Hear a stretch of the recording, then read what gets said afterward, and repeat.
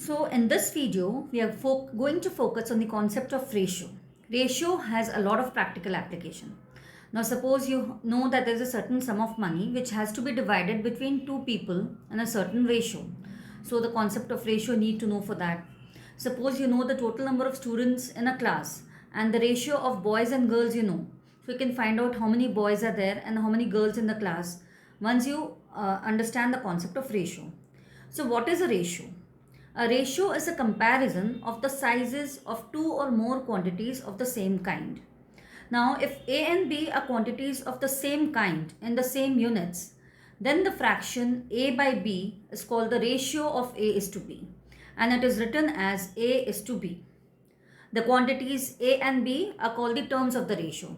Like in the example that I have stated before also, suppose there are 500 students in a class and you know that the ratio between the number of boys and girls is 3 is to 5. So you can find how many girls and boys are there in the class. So 3 over here is the first term and 5 over here is the second term. So A, the number which is stated first is called the first term or antecedent, and B, the number which is stated later, like 5 in this case, is called the second term or consequent. So 5 the second term is also called the consequent and the first term is called the antecedent. Now there are some points which you need to remember. Both the terms of the ratio can be multiplied and divided by the same number, like we do for fractions. Ratio is nothing simply but the fraction. Like 5 is to 3 can be written as 5 by 3 as well. Now usually a ratio is expressed in its lowest terms or the simplest form. Like we keep dividing by the common factors till we arrive at the smallest number. The order of the terms in a ratio is important. For example, 3 is to 5 is not the same as 5 is to 3. The order makes a difference because 3 is to 5, suppose this is the ratio of number of girls and number of boys. So 3 stands for the ratio of the number of boys and 5 stands for the number of girls. So that's important. Ratios exist only between quantities of the same kind. For example, there cannot be a ratio between the weight of a child and age of another child. Also, there is no ratio between the number of students in a class and the salary of a teacher. So you have to make sure that both the quantities are of the same kind and they have the same unit.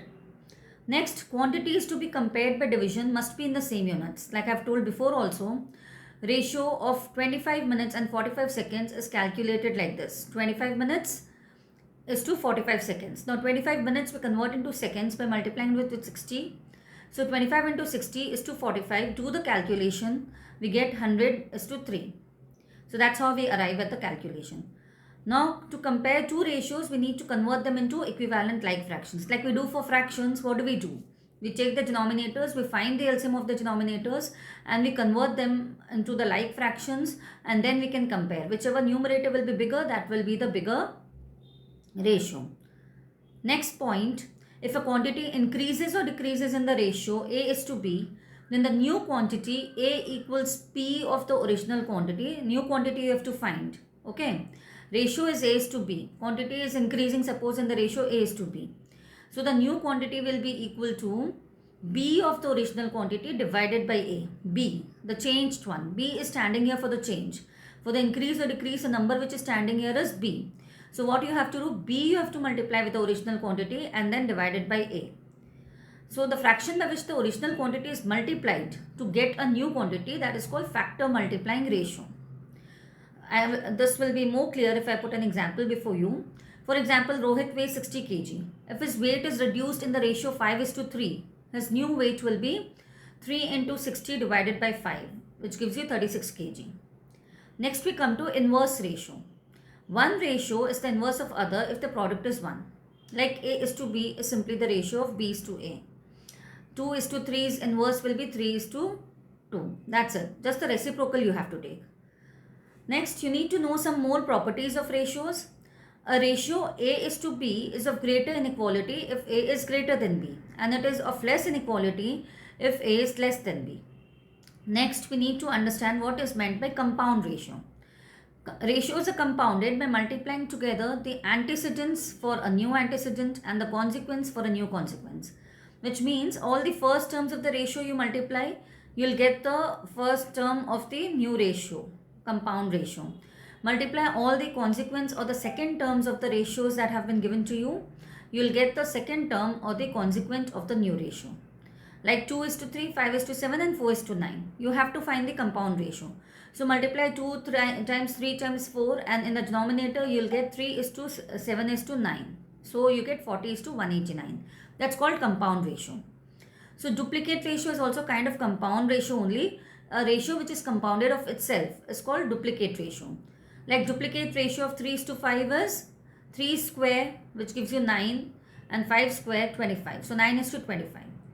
Subduplicate ratio will be the square root of the first of the respective terms of the ratio. Like 3 is to 5's subduplicate ratio will be square root of 3 is to square root of 5. Same way, we also have triplicate ratio and subtriplicate ratios. Like 3 and 5, 3 is to 5, triplicate ratio you have to find. So 3 raised to the power of 3 gives you 27 is to 5 raised to the power of 3 gives you 125. So that becomes the triplicate ratio. For the subtriplicate ratio, you have to find out the cube root of the two terms. Cube root of 3 is to cube root of 5. So this far everything should be clear. Now if the ratios of two similar quantities can be expressed as a ratio of two integers, then the quantities are said to be commensurable, otherwise they're said to be incommensurable. For example, square root of 3 is to square root of 5. You cannot express them as the ratio of two integers. Therefore, they are said to be incommensurable quantities. And last point to remember, last concept that you need to remember is that of continued ratio. Continued ratio is the relation or comparison between the magnitudes of three or more quantities of the same kind.